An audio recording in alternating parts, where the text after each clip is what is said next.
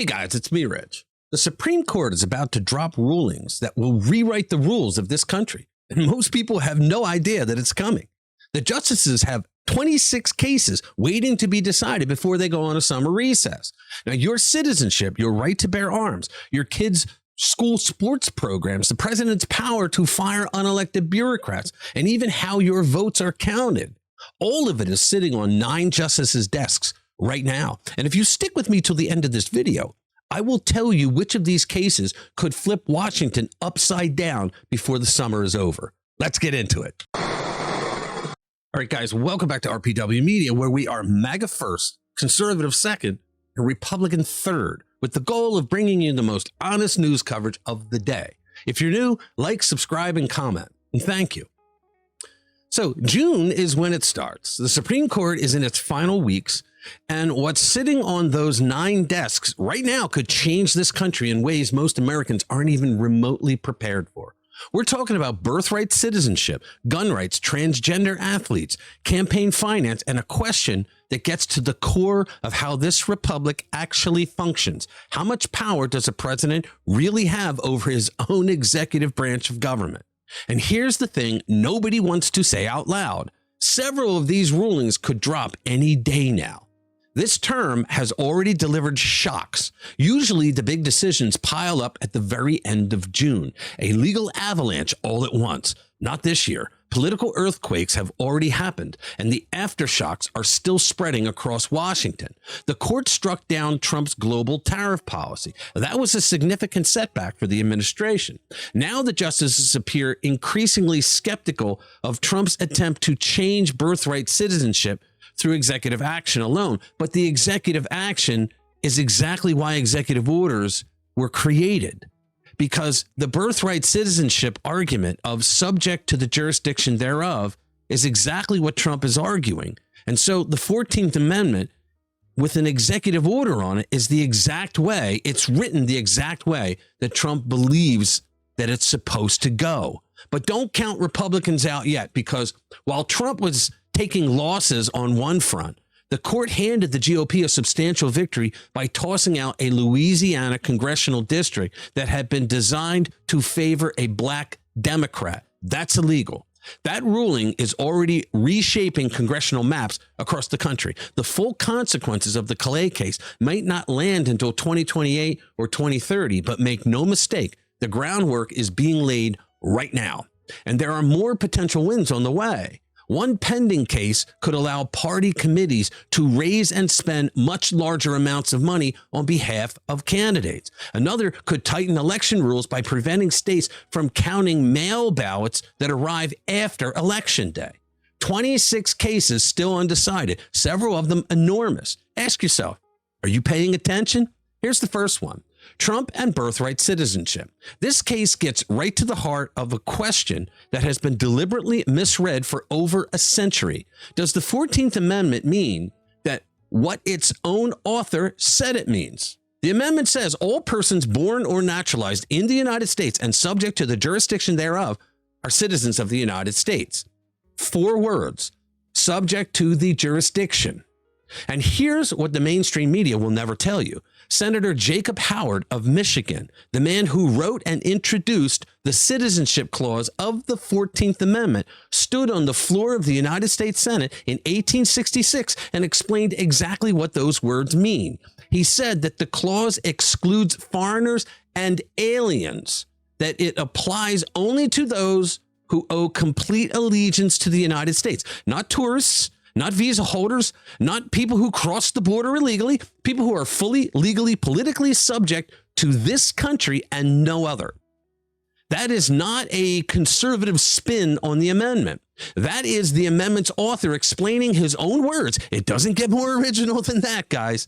Now, for over a century, that plain meaning was buried, replaced by an 1898 Supreme Court ruling, Wong Kim Ark, that stretched the clause beyond what Senator Howard had intended. And what grew on top of that stretched ruling was an entire industry, birth tourism, maternity hotels, foreign nationals flying to American soil specifically so their children could claim citizenship that the man who wrote the clause never intended them to have.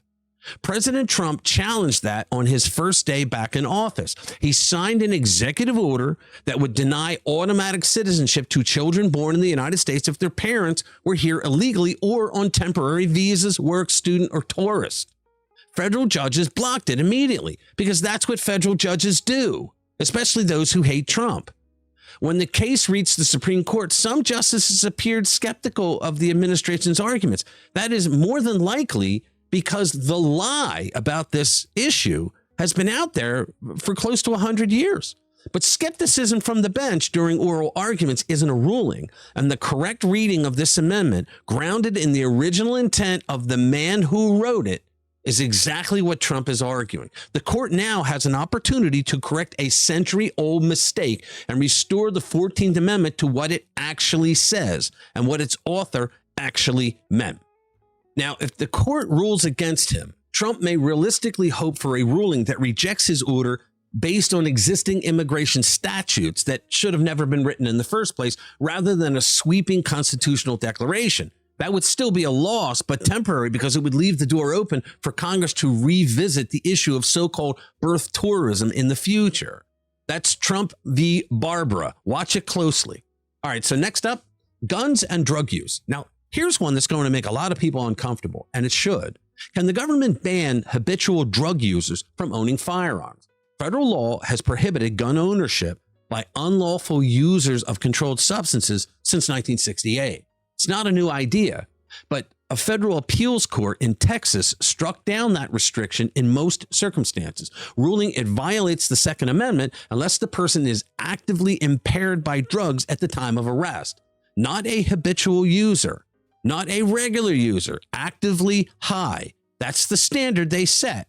The Trump administration appealed and asked the Supreme Court to uphold the law for habitual users of illegal drugs, including regular marijuana users. That's U.S. v. Hemani.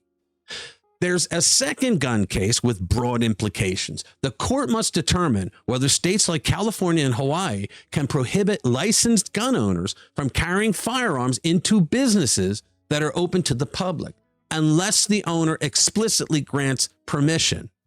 It says shall not be infringed. I don't know what these liberal states don't understand about that. Now think about what that means in practice. You're a licensed carrier. You walk into a grocery store, no sign on the door saying that you're welcome. You could be breaking the law.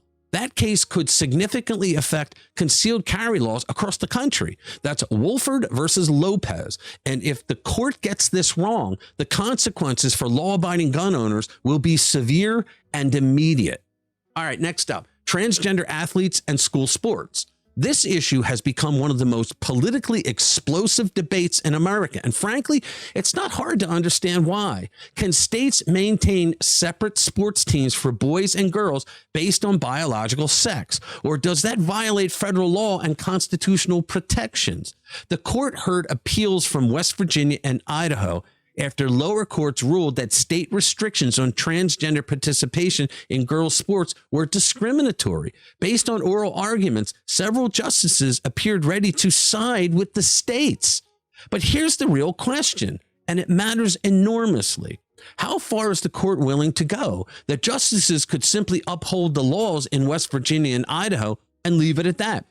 Or they could issue a broader ruling that establishes a nationwide interpretation of Title IX and its application to transgender athletes. One option settles two state fights. The other settles it everywhere for everyone all at once. Either way, this decision will be one of the most closely watched rulings of the term.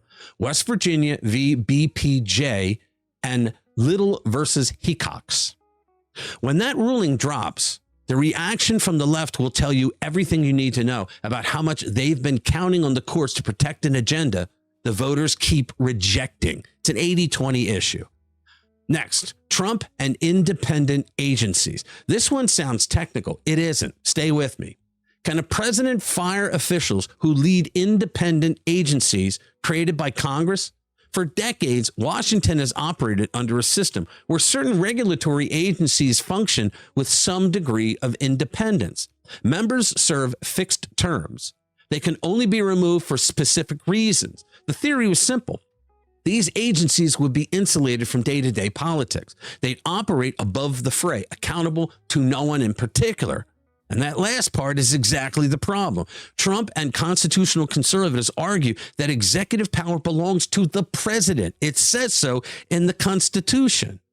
That agency leaders ultimately answer to the elected chief executive, not to themselves, not to the theory of independence that conveniently shields bureaucrats from accountability. Now, the Democrats keep saying they're all about accountability. Well, they're not in this case. The court appears sympathetic to this argument.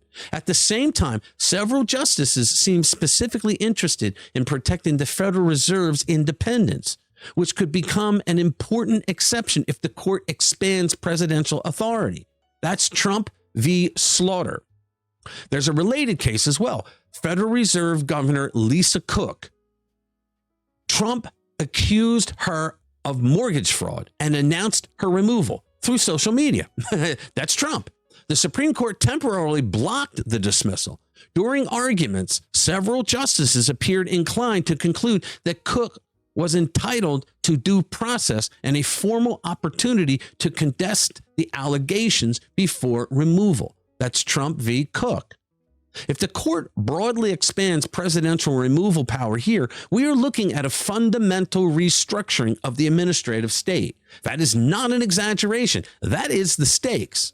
Okay, next up, temporary protected status. The court is also considering whether the administration can terminate protections for hundreds of thousands of migrants currently living in the United States.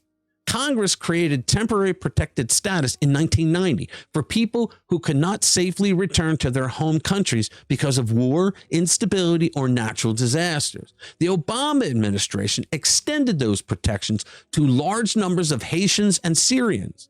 Last year, Homeland Security Secretary Kristi Noem sought to end those protections. Federal courts blocked the move, finding that conditions in those countries remained too dangerous.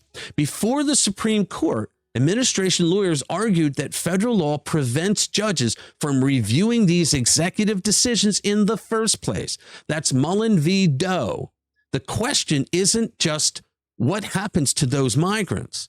It's whether a federal court can second guess the executive branch on national security and immigration at all. I don't think it can. Stay in your lane, courts. All right, next, campaign money and election rules. Money has been flowing through American politics for decades. The legal rules governing that money continue to evolve, usually in ways that benefit whoever has the best lawyers. The court is now considering whether restrictions on party funding violate the First Amendment. Many of these limits were created during the Watergate era.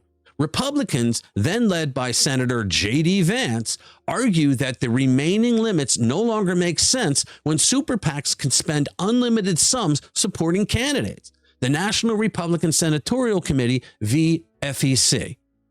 And then there's this one, the one that could matter most come election night. The justices are reviewing a challenge to laws that allow states to count mail-in ballots that arrive after Election Day, as long as they were postmarked on time.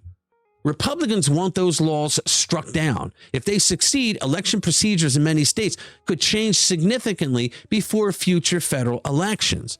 See, a lot of people think it was suspicious that the key battleground states, the Democrat-run states, held off with calling a final count for days after the election.